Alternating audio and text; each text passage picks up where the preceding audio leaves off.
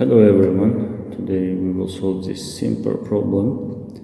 Problem is simple, not too difficult, but here we will pay attention to the methods how to solve complex physics problems, difficult physics problems. So since this is the first problem, we keep it very simple. So first of all, first step, focus on the problem. So basically what you need to do is forget about everything. Don't try to think something else, lunch, dinner. Just focus on to this problem. And one of the methods, read it carefully, slowly. Don't do it very quickly. So let's start. So first step, focus on the problem. The acceleration due to gravity at the surface of Mars is roughly 4 meters per second square. If an astronaut on Mars were to toss a wrench upwards with a speed of 10 meters per second. So basically the acceleration due to gravity, shortly we call it gravity, of Mars is given. Initial velocity of the object which was thrown upward, yes, also given. Now, first question, how long it would rise? How long it would rise, it means time. We call it time rise, yes? Time rise, we need to find. So first of all, before remembering, before searching some equations that will be helpful for this problem, you should focus and we know what is happening, what is given. Now, second step, describe the problem. We need to describe what is happening. We have a planet, Mars, gravity given, initial velocity given, direction given, upward. And what will happen with this object when you throw it upward. In this problem, the planet Mars is not important. The important thing, this planet has gravity. And this gravity will slow down the object when you throw it upward, because gravity's direction is downward, always downward. So when you throw something upward, due to this gravity, velocity will decrease. It means after some time it will stop. This object will stop somewhere in the air. Basically, velocity will become zero. Now, what kind of motion is this one? Since we have gravity, and we know that this gravity depends on the planet, and the planet is Mars, and the gravity never changes. Actually it changes, but we ignore it for small heights. So we can say this is a motion with constant acceleration, because gravity is constant, it's not changing. It means this is a motion in one dimension, because motion is only in vertical direction. Motion in one dimension with constant acceleration. It means you can use famous three equations. You have three equations, you can use these three equations. Any of these three equations will be useful. We will write down these three equations and we will see which one will be useful to solve part A. How long it would rise, so basically time rise. We have a time rise, it will stop, then it will fall downward and it will come back to the surface of the Mars. So basically there is a time fall, time rise, time fall. So time rise plus time fall will be time flight. So now we know this is a motion with constant acceleration. So let's write it somewhere here.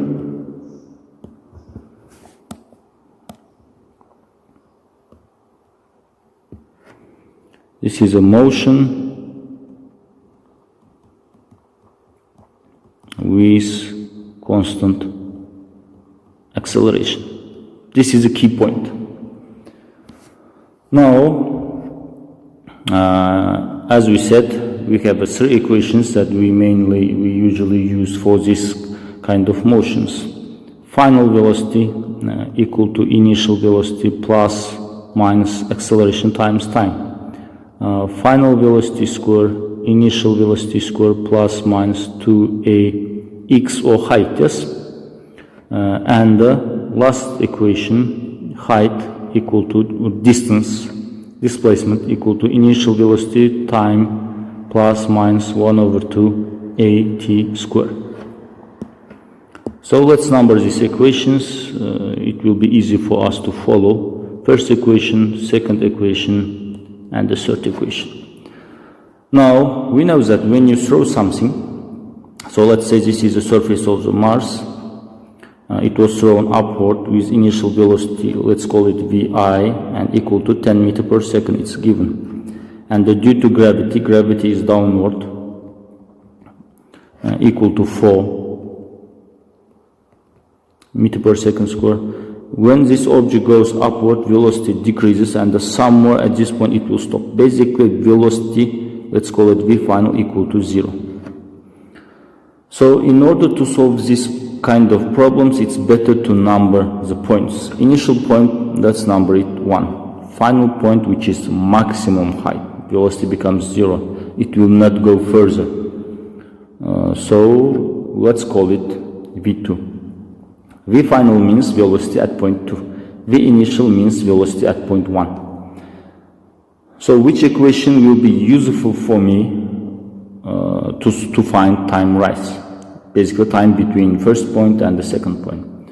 When you pay attention to these 3 points, of course you will see that the first equation will be the shortest equation or shortest way, shortcut to find time rise.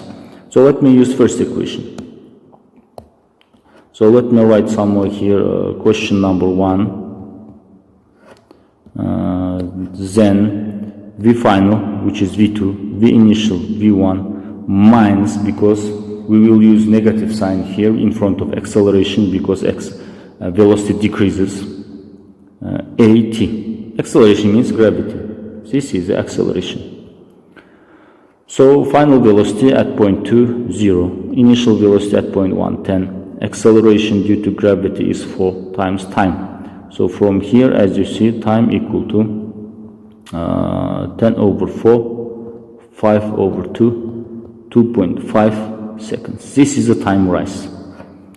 This is a time rise. Let's highlight it. So this is the answer for the first part. Now second part.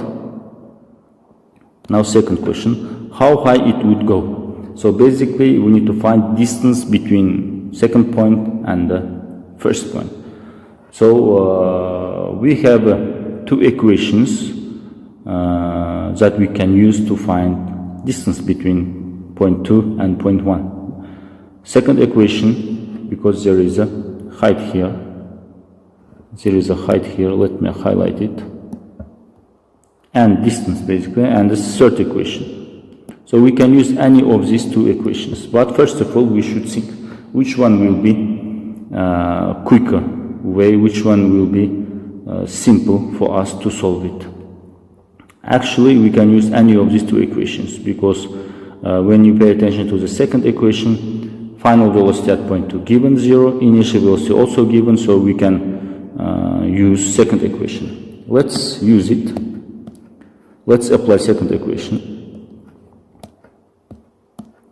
V final means velocity at point 2 square, V initial square minus again velocity decreases, 2 times acceleration times height, 0 square, 10 square, minus 2 times 4 times height, and this height equal to 100 divided by 8. 100 divided by 8, 50 over 4, 25 over 2, 12.5 meter. So this is the answer for the second question. This is the height. This is the height. Now its speed at 3 seconds. We should find speed. Direction is not important because speed, velocity, you know, it has direction. First, we should find speed. Basically velocity without direction after 3 seconds. So we can apply first equation, because we need to find final velocity after 3 seconds, which means first equation. So again, let's use equation number 1.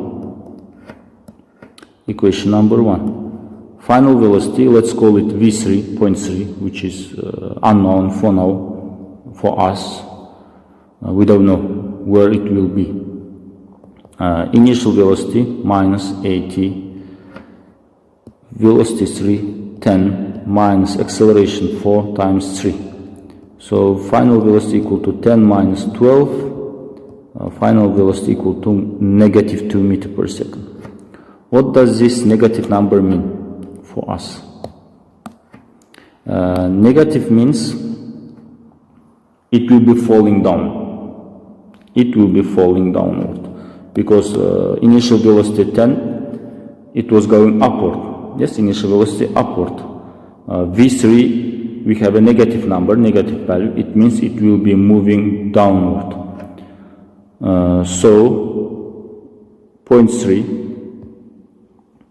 this is a point 1, then maximum height point 2, it will stop and it will change its direction, it will go backward. Yes?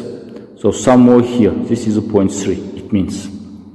So answer for the part C, speed equal to just 2. Negative number, direction is not important for this question, because question was speed, not velocity. Now, its displacement at 3 seconds. What is a displacement? As you know, displacement is the shortest distance between final point and the initial point. So question was at 3 seconds. At 3 seconds it will be here, as you know, and we should find this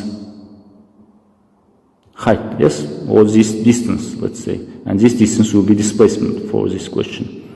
Let's call it h1, and we need to find h1. So which equation we can use?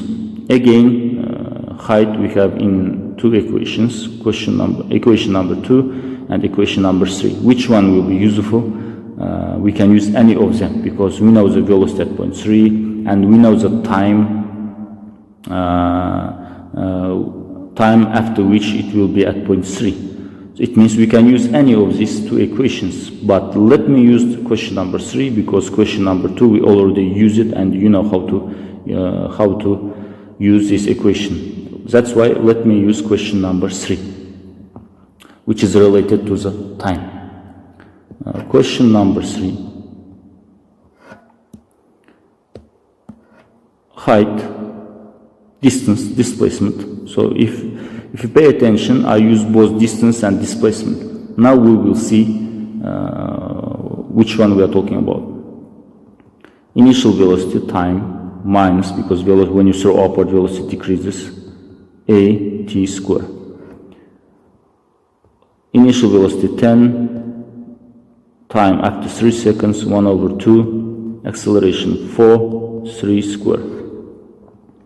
30 minus 2 times 9, height equal to 30 minus 18, and the height equal to 12 meter. So now next question, is it distance or displacement?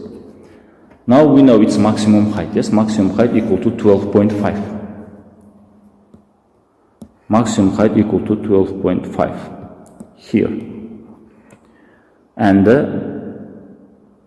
here we have a 12, which is less than 12.5. It means, logically, this is a displacement. This is a displacement. So we already answered for the last question. So the height in these equations, it's not distance. It is a displacement. This is how you can learn some new things in physics. So be careful. This height that we use in these equations, it's not distance. It is a displacement. So now let's summarize. We have a simple question. First, we try to focus on this problem and describe the physics. And we understand that this is a motion with constant acceleration, because acceleration is gravity, and the gravity constant, it will not change for these small heights. Of course, gravity will be different at 10 kilometer, 100 kilometer, but for this 12 meter, 100 meter acceleration will be same, it will not change. Since we described this problem, motion with constant acceleration in one dimension, we have three equations that we can use, and we just applied these three equations. And remember, even for this kind of simple problems, it's better to draw diagram, figure, picture. At least initial point, final point, you can number it. When you number it, it will be easy for you to continue to solve the problem.